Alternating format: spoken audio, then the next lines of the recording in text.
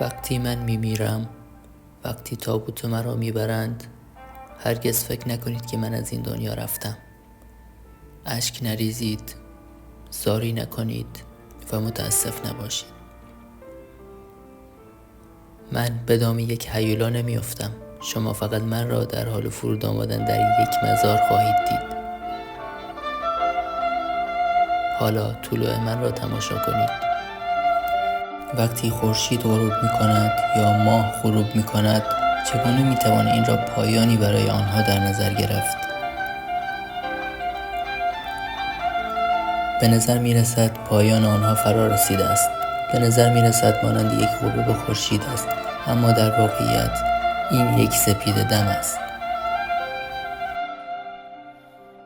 وقتی مزار شما را احاطه می کند، این وقت است که روح شما آزاد می شود.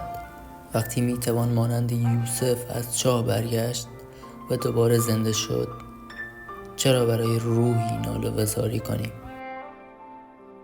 وقتی برای آخرین بار دهان خود را می بندید، کلمات و روح شما متعلق به دنیایی است که هیچ مکان و زمانی ندارد.